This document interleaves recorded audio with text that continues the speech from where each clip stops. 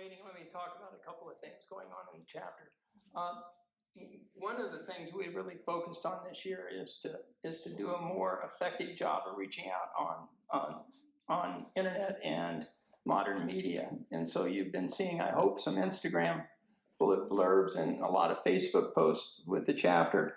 And we're really going to focus in the next couple of months on our website and make that the anchor place where all the reference information will be.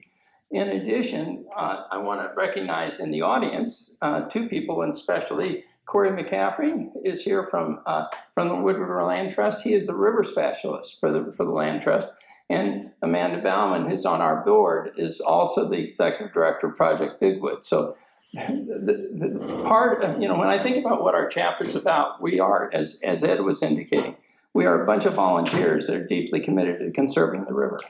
And so we work with all of these people as they have projects. And in fact, and Corey, do you want to talk about what you've been doing in the last recent projects for a minute or two, bring everyone up to speed? Yeah, I can do a little bit. This is Corey McCaffrey, the river specialist from the Land Trust. Hi everyone, how's it going? I didn't really prepare anything, but what I will say is that the Land Trust has a lot of really exciting and fun things going on right now, and a lot of big projects. I came on board to the Land Trust in 21 and then took over the river department about 6 months or a year ago. And since then, we've been working on a number of projects. A couple have been completed, one down at Colorado Gulch. We took out a whole bunch of riprap down there. Chris was very familiar with that project. There's going to be a bridge going on down there in the future. We added nearly half a mile of new side channel habitat, a bunch of log jams down near Bellevue, near Drinkers of the Wind. We finished that in March. And then we have a whole bunch that are kind of in the hopper, and we're going through kind of design and different permitting phases and fundraising and such. The biggest one that I'll touch on, because I can almost see it from here, is the Warm Springs Preserve project. So as some of you probably know, it used to be a former golf course. It's about 1.3 miles. It's now a preserve owned by the city of Ketchum. And the Land Trust has been a part of that. And we're looking to restore that landscape, have some trails and amenities, and restore the 1.3 miles of creek frontage and add about 9 acres of new floodplain and about an acre of wetland down at Warm Springs near the mouth where it comes into the Big Wood. We have a lot of other projects in the works, but what I also want to touch on, which is kind of relevant to this group, because we like to fish, is our macroinvertebrate monitoring program. We have about 6 sites kind of sprinkled all throughout the Big Wood, Warm Springs, East Fork, down below Magic. And this is a new program that we started in 2021 when I came on board. And some of those reports and synopsis of kind of what we're seeing in terms of the macroinvertebrates is on our website. And it's kind of fun to look at, but it's cool because now we actually have 2 years of data, so we're going to compile that, kind of create some meaning from it, which could be interesting to you guys that like to tie flies and go fishing. So a lot more I could talk about, but Kristine's waiting, so I'm going to pass the baton to her. Thanks, Nick. Amanda, do you want to say a few words about what's going on with Project Bigwood? Sure.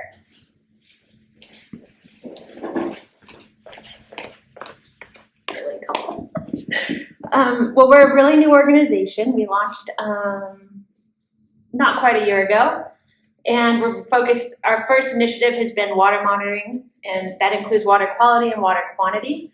So we're installing some sound systems and smaller monitoring systems in major tributaries around the Big Wood, even the ones that don't connect, so we can really get a carrying capacity within the watershed. And Ecosystem Sciences are installing those systems for us. And then we're also doing water quality testing, similar to what they're doing on Silver Creek, on 13 sites across the Big Wood watershed from below Magic to above town, and out in our tributaries. And Sage School has partnered with us to do that, so we also launched an education initiative working with the schools so they can take ownership of sampling and conservation within our valley, because we believe they're the next generation doing so. And that's really where we started. Yep, that's where we are. Perfect. Yeah. Thank you. Yeah. In terms of the chapter, we're going to continue this winter to have monthly meetings, but I want everyone to put on your calendar We are going to do the film festival again this year, and it's going to be February 9th. February 9th. So save the date. It was sold out last year. We expect it will be again this year. So it's pass the word around. With that, I'm actually going to turn it over to Bruce to run the raffle. We're going to start the raffle. So I'm going to come up here and since we have a somewhat neutral party, let Nick draw the first ticket. Okay, it is. The last 3 digits are 379. Anybody got 379? Okay. The way it works is the winner. The winner draws the next ticket. So you got to come draw before you pick your prize.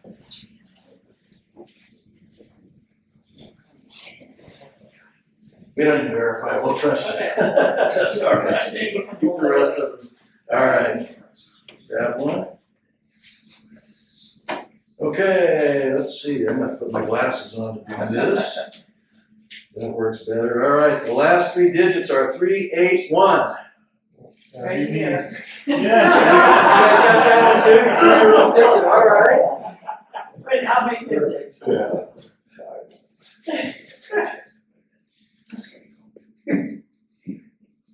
All right, and this is the last one, and this one is 441. Right here. That's it. So who's first time here? Right here? Okay, why don't you go ahead and you can take the prize. And Bruce will show you, or Jim will show you what you can select. Okay, Okay. all right, now we got one more to draw, which is the bonus round. No, you come on. Corey, why don't you grab us a ticket? Anything but a hat and this.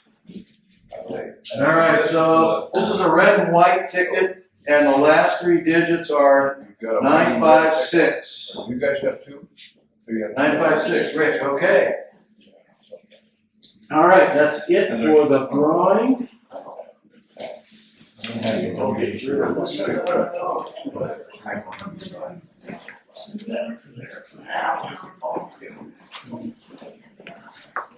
So with that, I'm going to turn it over to Bruce, who's wearing 2 hats tonight, as raffle chairman and as introducer of our guest speaker.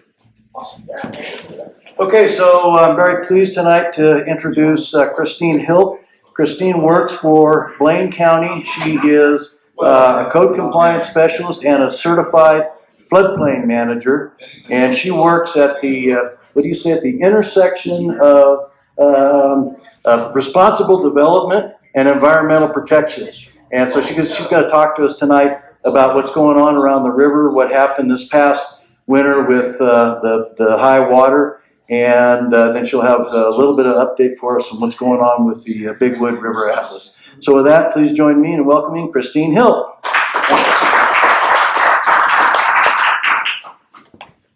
Okay, I probably don't need this.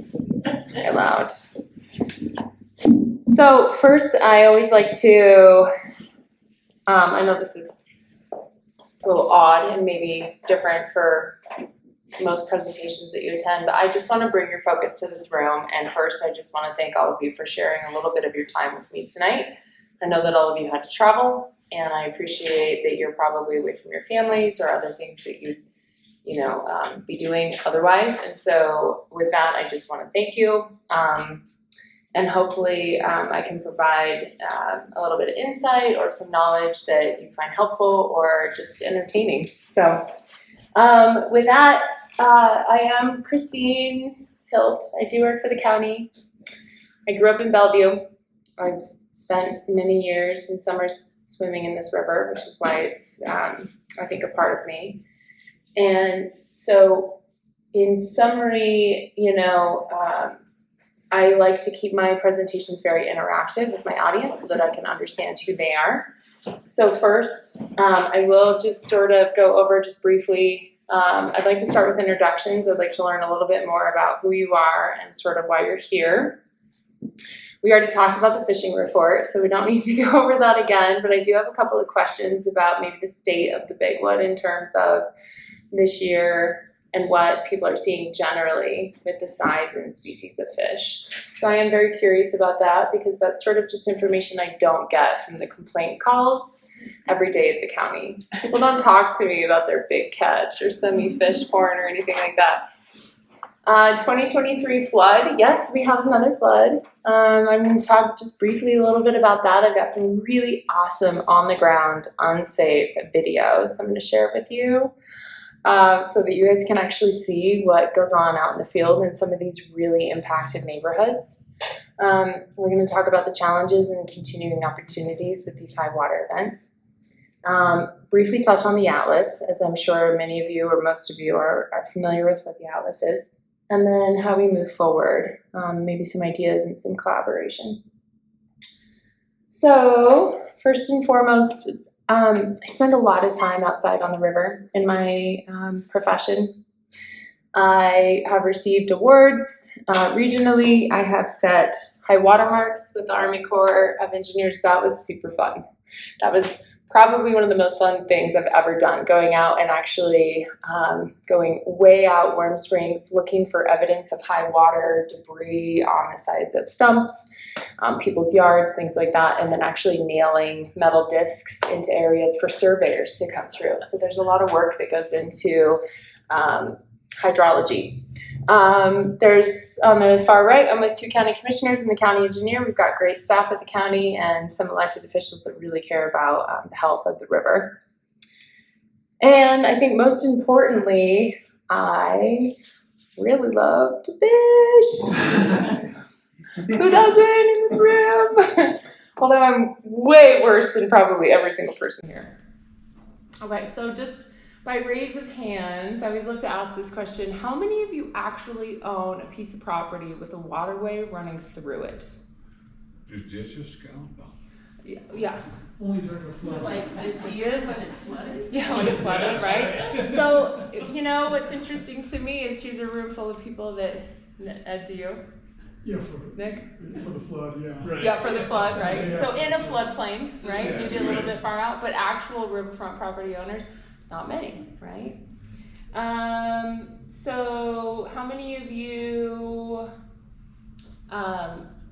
work in some capacity professionally with the river or development along the river or selling properties on the river or fisheries biologists? Maybe how many of you actually professionally work in something like this that you love? We're retired. Retired? Okay, so a couple of hands. And then how many of you are members of TU or at least are showing up because you enjoy fly fishing or you're out on the river? Okay, yeah. So it's interesting to kind of gauge the audience and kind of what brings us all together, and usually it's just the pure love of our river.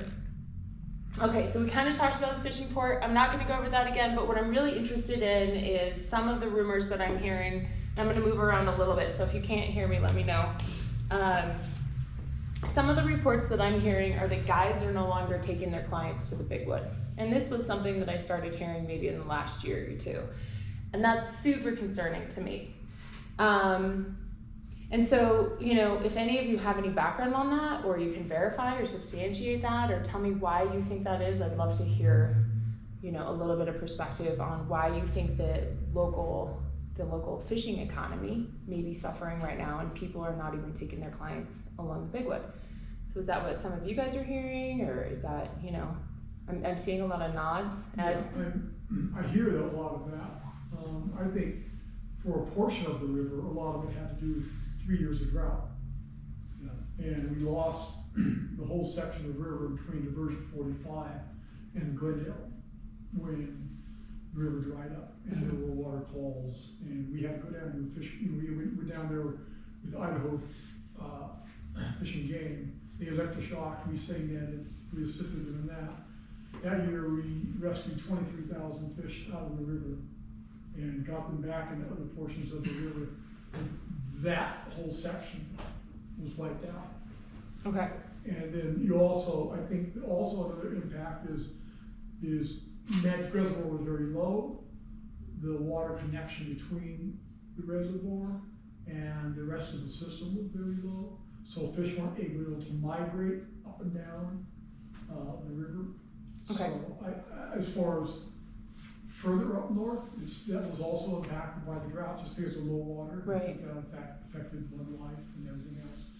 Now, talking about Idaho Fish and Game, they're doing another sampling report next year, and then they want to compare 2021 to this, and then look at management and water and stuff based upon the year. See what type of recovery we've had from the drought, especially because we had a good water year this year, and then following beyond that, whatever happens this year. Right. To see if is there a recovery, and is the river able to recover with getting reconnected and with habitat improvements. So those are all things that we just, at least I'm keeping an eye on. No, that's super helpful. It's really helpful. So I mean, and the reason that I asked this, go ahead, Nick. A couple of things, and these are all in the unverified, not scientifically verified observation. A couple of three things that people have said to me. One is, there's actually a lot of small fish in the river. That's what I'm hearing too. In the 6 to 8 inch. So that suggests that the spawn in 2022 was pretty successful. And because that would be the year of the fish, and the severe drought and dry water the previous 2 years would really explain why there's basically two. People seem to be catching 14 and above and 6 and below. That there's this gap in the fish population that would really be 2 year classes to me. I mean, that anecdotally, that's what I've heard. The other thing is that I think a lot of the fish in the low water years congregated in the deep parts of the river, and they were still dispersing when the good water came along, so that there were whole areas of the river where literally there were no fish because there weren't any fish last summer. But it's not clear it's a fish population issue so much as it is a fish distribution problem. Okay. Anyway. Oh, that makes sense. Yeah, and I went out with a gentleman who guides for Silver Creek, and his feedback was, yeah, you can't catch anything over a certain size.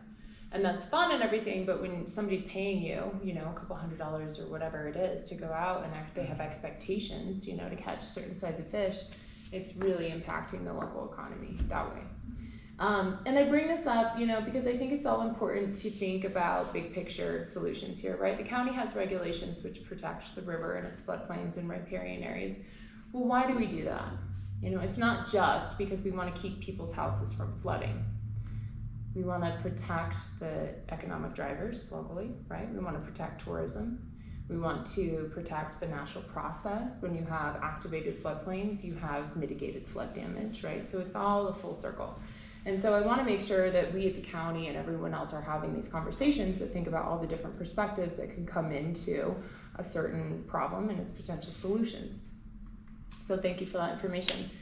So this spring, I don't really know, after living here for so many years, if I really have like a normal expectation anymore. I don't know if there is like, oh yeah, this is when we get all of our snow, or I still know that February is cold as beep, and that will always be the case, but when we get all of our snow, I don't know. We usually always have a snow by October 31st. I remember that growing up and dressing up for Halloween.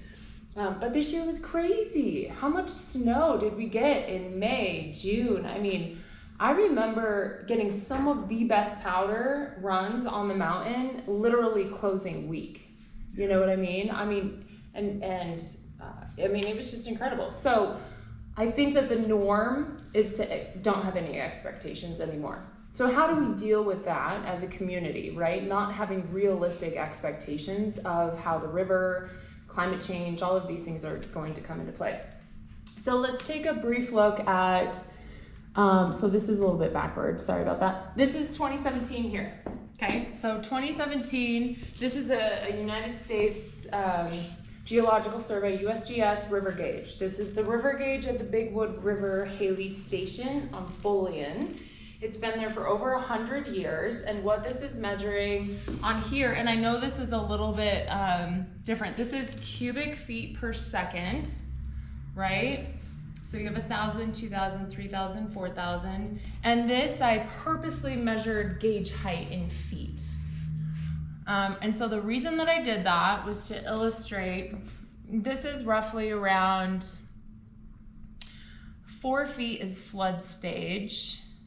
And so you have this blue down here, and then 5 feet, we go up to moderate, 6 feet, we're starting, this is severe flood. So we're in between like flood, moderate, severe, and this is like bank full, or we have water in Delabue type of a deal in Gimlet. And so this starts, this is May right here, June is in the middle, and then we have July over here. So we had probably almost 2 full months of high water over bank full, maybe low flooding, maybe a month of moderate flooding conditions. In 2017, this is the whole year, so it's a little bit skewed, but you have May all the way to July is over here. Flood stage is roughly, what, Chris, help me out. How many CFS? Maybe 4,000? I'd say 35. But 35, yeah, 35, so right around here. So in 2017, you know, we had high water that went above these areas, would come back down and fall, but then go up. Comparatively, how much water actually came out of our basin this year? It was a lot of water, but it just ran off all in an extended period of time. So I think we missed a pretty substantial flood this spring.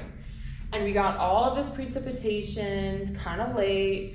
And so what I mean by no norm, I mean these are 2 completely different events. And what we saw from those was, you know, pretty substantial flooding in very similar areas and the very different areas. So if you remember in 2017, I like to call this the not 100-year flood. 2017 was a flood of record for us. It was record breaking in a lot of different ways. This is Gimlet. This is the bike path here, and as you turn into Gimlet right here, you swoop this way. Well, there's a house right here, a house right here, a house right here, and there's maybe one down here. This is the main stem of the Bigwood, and historically, the main channel of the Bigwood used to go here.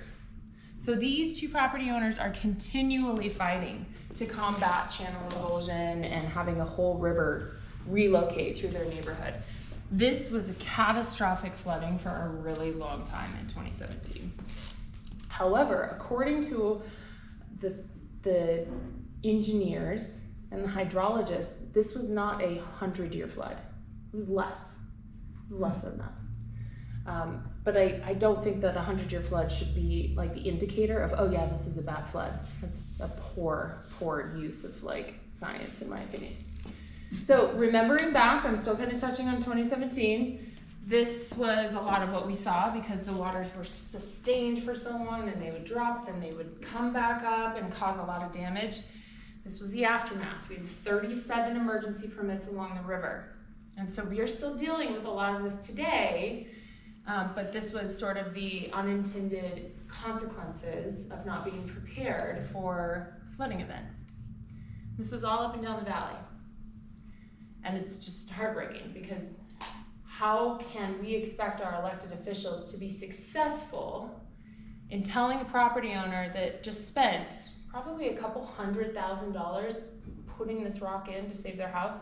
Well, now you have to spend even more than that to take it out, to have it engineered and restore the bank. It's a very difficult position for anyone to be in, and I don't care if you're an elected official or not.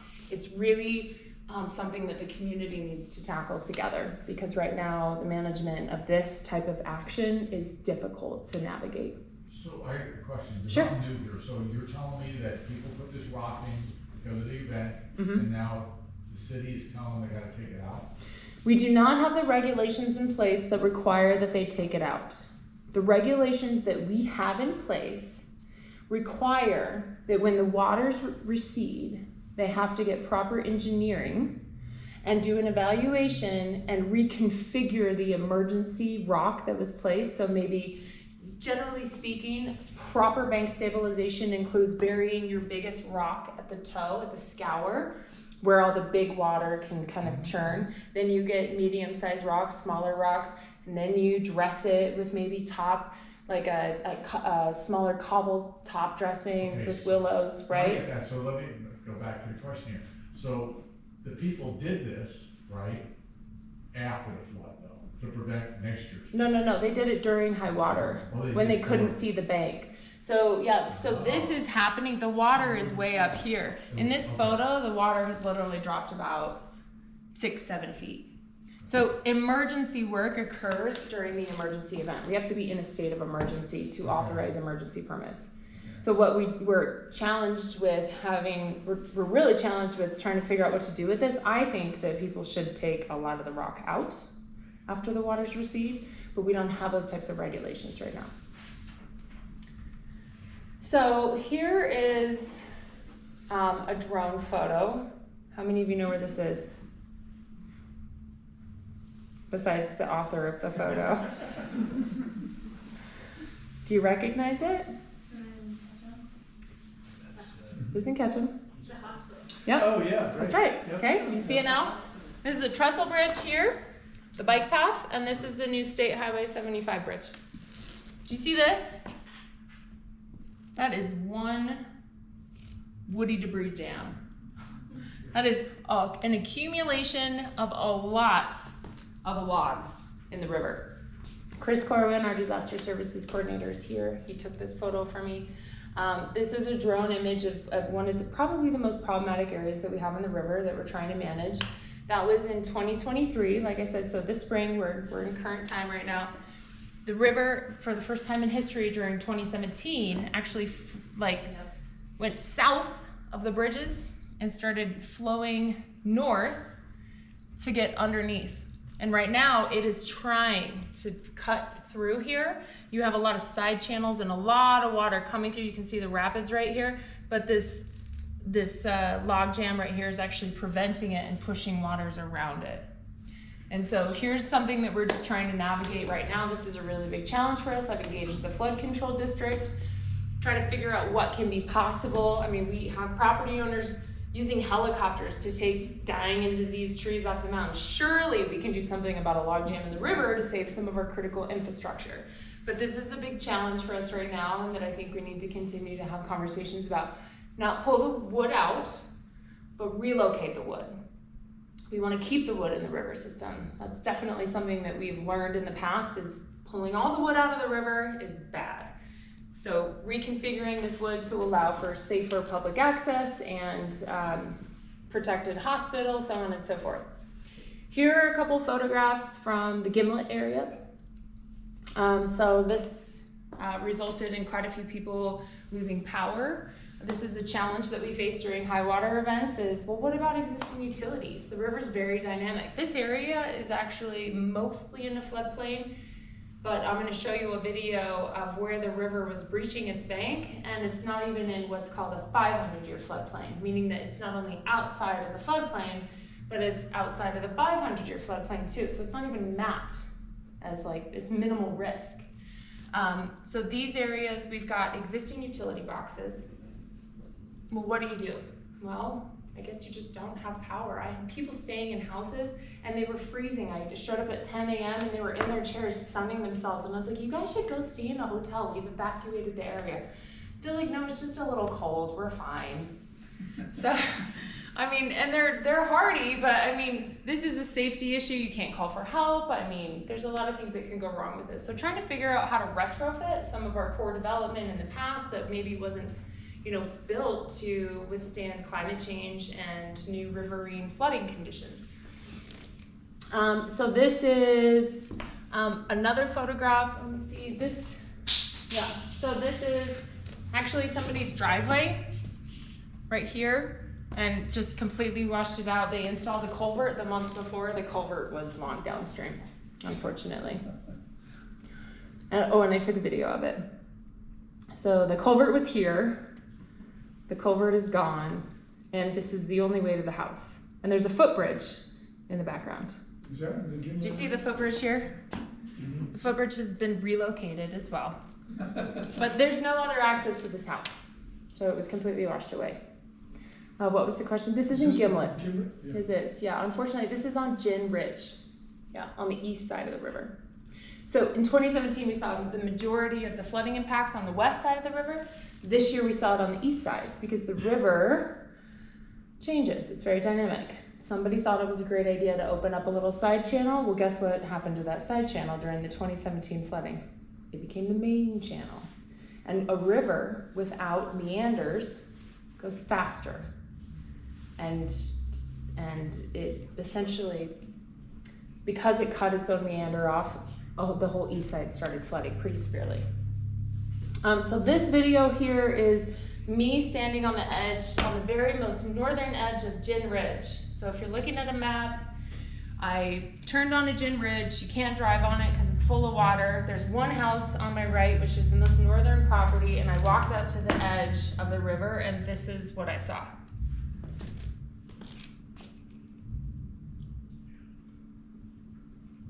This is all 2017, right? No, this is this year. This year. So here's their house. Here's their bank right here, right? They've got some mature trees, not really a lot of vegetation here. Let me see if I can play that again. The river is coming directly at this tree right here. That's the only thing that's protecting me. Half of the water is going around the tree and the other half is going right here. That's a lot of water. The water that is going on the other side of the tree is what flooded out all of the east side of Gimlet. Cut off power, washed out culverts, driveways. It was a mess. And I'm afraid after visiting this site and seeing the big scour hole where the river wants to continually go around that tree, if the river goes through Gimlet, we're in big trouble. So there are the property owners looking at this, the flood control district, but this is a major change in the river and something that this house and this bank has never had to deal with before. This has historically been a side channel of the Big Wood River for about 40 years.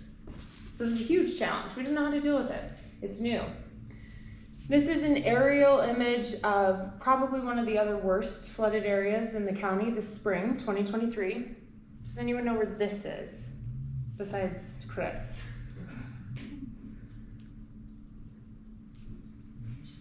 I'll give you a hint. It's a tributary of the Big Wood. Yes. Where? Frenchman's Bend, up by the hot springs. Okay. So you have, the road is all the way over here. And you know those houses out on this island that are only accessible by a footbridge? The river is washed around them, rolled bladders. In 2017, this guest house was pushed off of its foundation a little bit. But the river leaves its banks over here. These cabins are completely inundated and just wrecked. The road continues up here, makes one last curve west before you hit the hot springs at the end. So that's where we're at, the very limits of development. This is just catastrophic, not to mention that, you know, there's limited access. A lot more people are starting to live in these places all year round. These were intended to be seasonal uses. And now we have a lot of people moving to the valley. So one of the other challenges that we're seeing is that we have people, not only development, but we have people moving here that are calling these their full-time homes that are not necessarily prepared for the avalanches, the fires, the flooding, the full year, like access. There's no access to parts of these areas for much of the year. And so this is another challenge, is how do you safely evacuate these people or even get a message to them when there's just no services available, you know, no cell phone, nothing. This was actually really sad, and I'll go into something a little bit more positive after this, I promise. So this house, this is the crawl space of a house of probably a couple, maybe $2-3 million house in Gimlet. They had an entire, so the owner was from California and had an entire oxygen system built in the crawl space to help him feel like he was at sea level, right? I've never heard of it. Sounds fancy, I'm sure it was really expensive. And so they found a high point in the building envelope and said, hey, FEMA, this area is just slightly above the base flood elevation. Can we have it removed from the floodplain? So FEMA signs off and says, sure, you can have this small area of land that's just maybe right above the base flood elevation removed from the floodplain, okay? So the building permit never came across my desk for flood review, right? Guess what they did when they built their house? They dug down for the crawl space. about 5 or 6 feet, right? Then they put all their mechanical equipment down there, and the oxygen system, and outlets. And the water came up to the bottom of the floor joists, and it was a substantial loss. And this house was literally finishing some of the interior finishes. Like, they hadn't even gotten the CO. I mean, they were literally almost ready for move-in, and it was a substantial loss on their insurance. It was just awful. It was really sad. So, lesson learned, just because, you know, I mean, I think there's a lot of like, oh, well, we want to be out of the floodplain. We want to be out of the floodplain. As long as we're out of the floodplain, then we don't have to worry about flooding impacts. Well, it's not true, especially with an alluvial river that we have, a freestone flowing river. There's a lot of groundwater, right? How do you deal with groundwater so far away from the river? It's difficult. Don't build a basement, for one. But think about these things. Septic systems, wells, all of those can be contaminated. So it's not just surface water. There was no surface water that came in here, by the way. It was all groundwater that came up. I love this photo because this is, you know, a pre-fire, pre-flood, post-flood, post-fire. The amount of sediment that comes off of our mountains in this watershed just in a normal year is a lot, and that's a gap that we need to fill, is to understand more about the sediment input to our river system and what the cobbles and the fines and the silts, how much of that we're getting normally. But we are also in fire country, so every time we have a fire, everything that we think we know about the river completely changes again.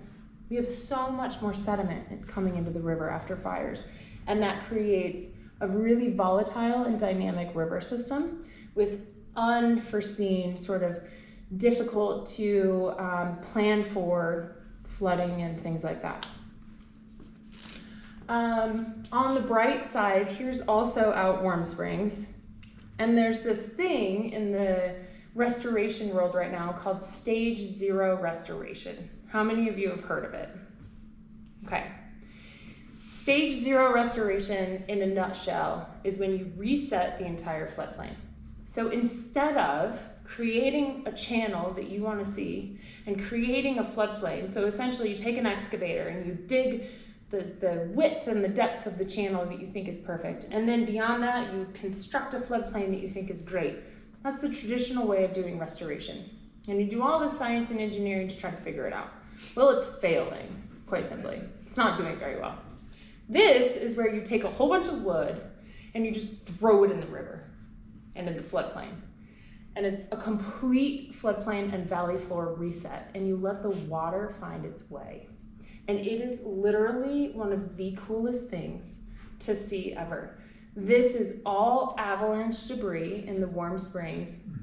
This is, I'm not even joking, this is going to be the healthiest portion of Warm Springs from way beyond development all the way to where it connects with the Big Wood River, because there's more shade, there's more bugs, there's more habitat. The wood is slowing down the water in a high water event. It's spreading and activating the floodplains, and this is this was a natural Stage 0 reset, but this is what people in the Forest Service and other entities are now looking at doing for smaller streams. I haven't seen anything like this on maybe like a river the size of the Big Wood or a larger, but this is a thing that's kind of exciting to see, especially naturally occurring. Something else I'm working with the Army Corps on right now is called 2D modeling. So this is really fun. This is Gimlet, and I hate to pick on them, but it's just so easy. There's just so many cool things happening in the Gimlet area when the water gets high. So here's the highway here. Here's the Gimlet, the bike path, and then the road is actually this sort of high-end dry point. Here's the bridge right here. You can see the constriction, okay? You go down Wilderness Drive over here. Gin Ridge starts, what was that? Oh. Or Wall Street, I'm sorry, this must be Wall Street. Anyways, Gin Ridge is kind of down here. Am I getting that right? Okay. So the deeper, over here, 0 is the darkest of blue, all the way up to bright red, which is 10 feet in depth, okay? And I know it's kind of hard to see, but I'm gonna press play, and you can watch all the little thingies move. And so there's like little white things right here that are moving really fast, and then over here there's so this is modeling the velocity, how fast the water's moving, how deep it is, where you have side channels, where your constrictions is. This is a driveway for somebody's house. You've got side channels over here that are constricted, areas of floodplain that are not connected. And this is all modeled at 100-year event, so they're showing overtopping of the road on the east side. And so we have the capability to predict a lot more during these high water events as well, which is really cool. There's a lot of tools out there and a lot of government agencies that have the skill sets and staff to help us with things like that. And so that's kind of like the summary of challenges and challenges and opportunities with the spring flood and kind of what we're seeing and some of the things that we're experiencing. Briefly, I'm going to go into Atlas updates. How am I on time? Okay, just a couple more minutes. So by raise of hands, how many of you know what the Bigwood River Atlas is? Okay. There's a couple of you that don't. So the Bigwood River Atlas is a really cool picture book with a lot of technical information in it. And it's digestible for anyone. I didn't bring one again because it's like my MO, I always forget one. So after the 2017 flooding, the county took the initiative to engage the Army Corps of Engineers to do a planning project on the Bigwood River. We realized after sort of starting that endeavor that we wanted to pull back our partnership with the Army Corps, and we did it privately. So we hired an engineering company called Cardno and Ecosystem Sciences. I think Amanda mentioned them a little bit earlier. They were involved in the presentation of this atlas. So if you've ever seen any of the Silver Creek monitoring reports, if you've ever seen anything that they show the graphs and the pretty pictures and stuff, that's what Ecosystem Sciences did for the Bigwood River and all of this really sort of mundane data and scientific stuff. So we evaluated 42 miles of the river from Stanton Crossing all the way up to the SNRA. We took a very fine look at the river in different sections, looked at development, looked at opportunities for restoration. It was all predicated on this vision, right? We had this vision for the Bigwood River. And there's a lot of people that got together. I'll show you that first. So the stakeholders, so these are all the people that we got together, right? We had the Forest Service, BLM, Fish and Game, Idaho Department of Water Resources, which was great because they regulate the water. The cities, Bellevue, Haley, and Ketchum, Trout Unlimited, Nature Conservancy, and the Land Trust, Idaho Conservation League. We had the local flood control district, Hiawatha Canal Company, and a couple of local members of the public and Galena Engineering at the time. All of these people got together and we said, what is important to us for the Bigwood River, right?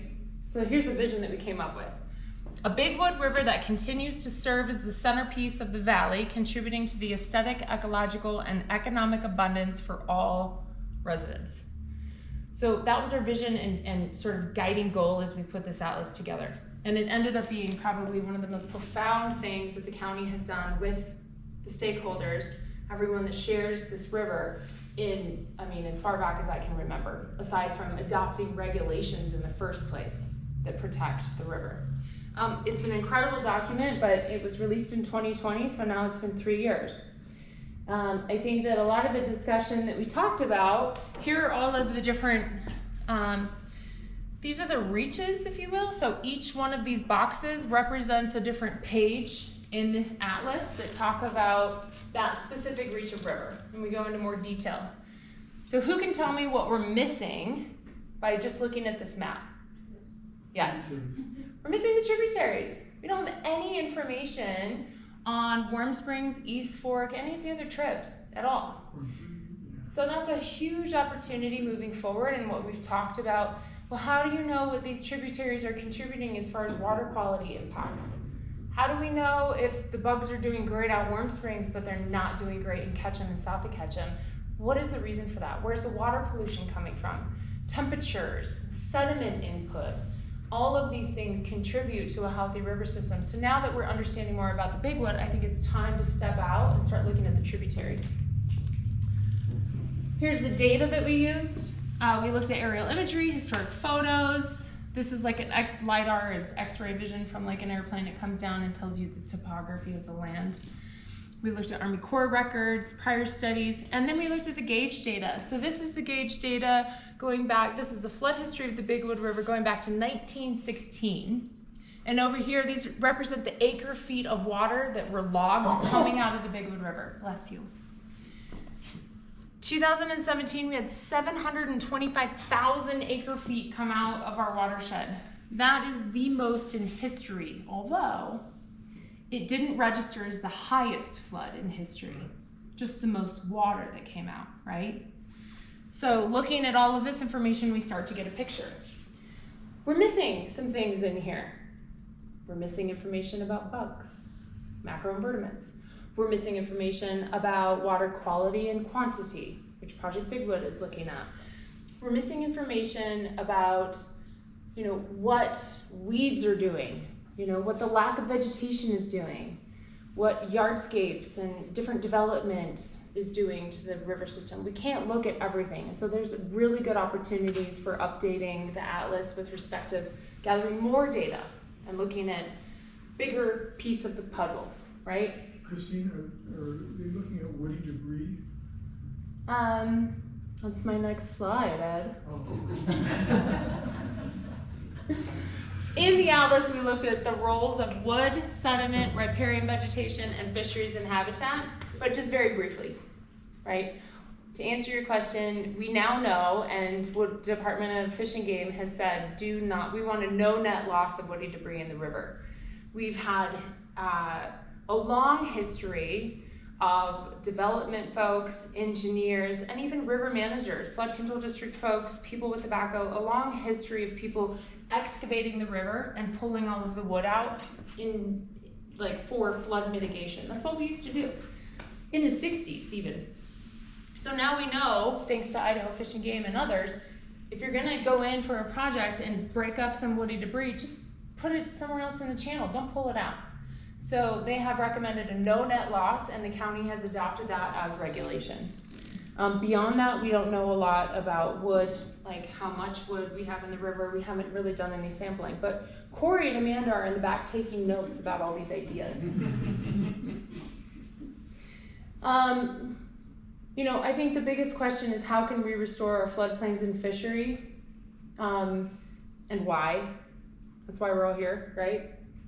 Well, the last study that we had was 1990 by Idaho Fish and Game, and it reads, trout densities were 8 to 10 times larger in unaltered reaches where cover components were present, vegetation, shrubs, trees, than in reaches with no cover or in reaches with rock revetments.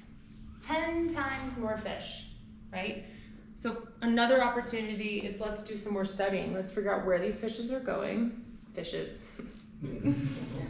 Where the fishes are going, where they're harboring, if this is still a consideration, 43 years later, 44 years later?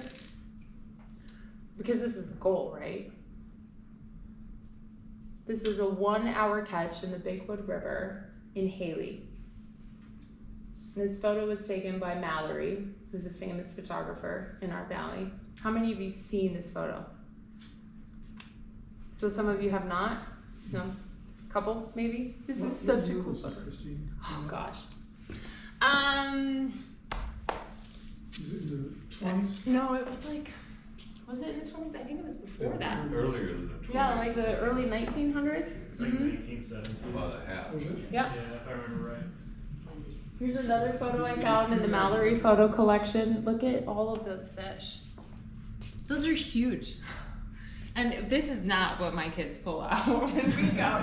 I take them to the dredge ponds on Yankee Fork, and we'll be lucky if we get one like half that size. But in closing, this is kind of where I'm bringing this all in. In summary, I think that, first and foremost, we need to educate, right? We need to continue having conversations with people. And right now, I think it's more important than ever to funnel all of our energy and momentum to build upon each other's strengths, skill sets, and perspectives. And that's why I'm so grateful that the Wood River Land Trust has created a river initiative program. They now have a director, and Corey has a staff member. The inception of Project Bigwood, the new nonprofit, was huge. and I got to be a part of that, and see Amanda really start and flourish and take, that stage. And so we have so much energy and momentum right now, and I think that we just need to keep having conversations, keep bringing people to the river so that they can create space and that personal connection, and just encouraging each other to keep going, because it's not really up to any of us, right? It's up to all of us together. I know it's so fluffy, I feel like giving you guys a hug, but that's really all I have.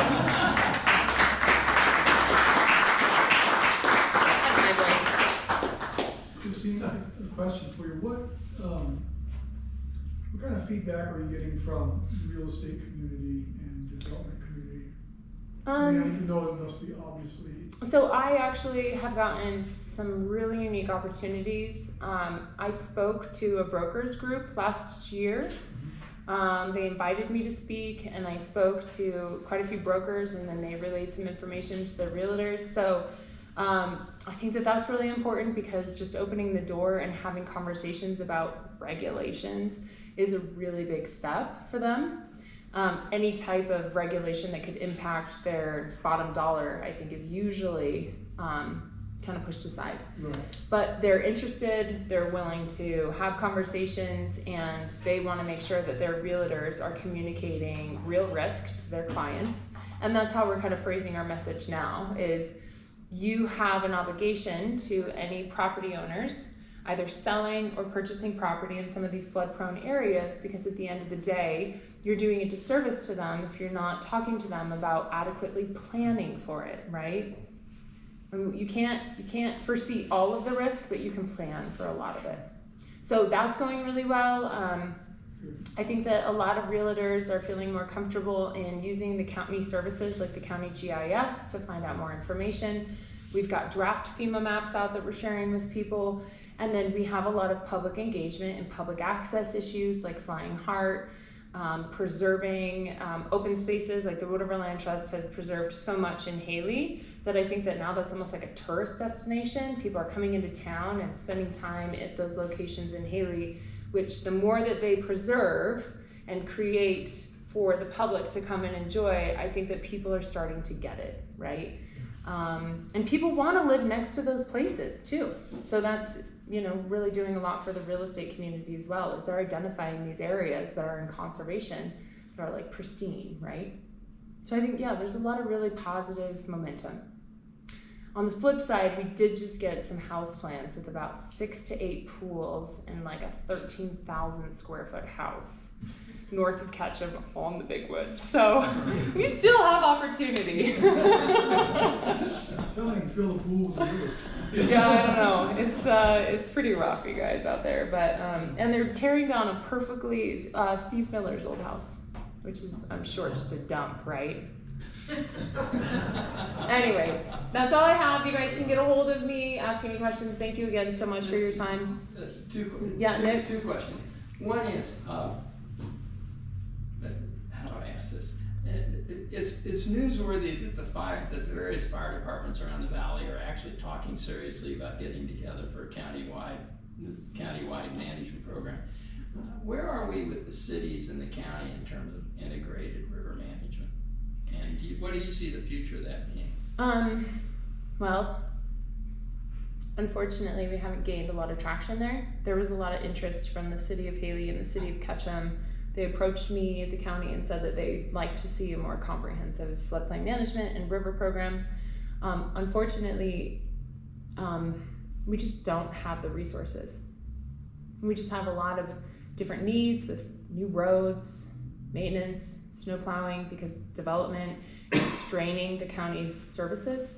Water treatment. Yeah, water treatment. I mean, we've got constituents suffering from Bellevue's sewage treatment right now. I mean, there's just so much going on that unfortunately I don't think that comprehensive river management is deserving the attention that it needs.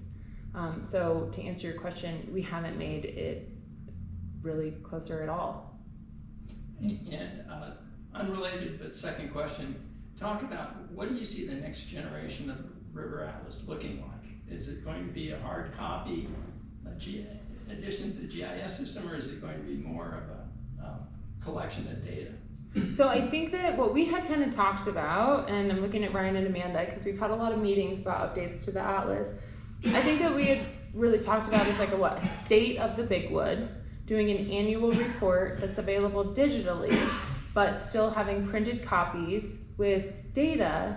However, it's presented in a way that is palatable for people. So you're looking at graphs, you're looking at, and the Silver Creek monitoring, if you ever go to Save Silver Creek, those folks down there have really kind of got it figured out. They've got, digital websites with like thermal mapping. You can see what each one of the tributaries to Silver Creek is, what temperatures they're registering at.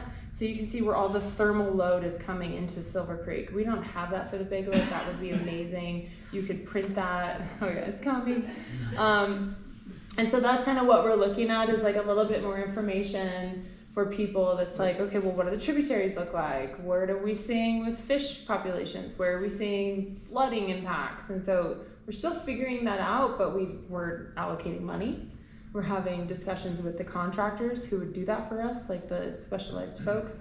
And so I think that there will always be a printed version for those of us who like to read, and always be a digital version for those of us who do not like to carry stuff around. Does that answer your question? Yeah. Okay. Anything else? Okay, thank you so much, guys. Kristine, thank you. Very special. So you were here for the first birthday of this thing going forward. But I really appreciate Kristine taking the time out of her schedule to do this.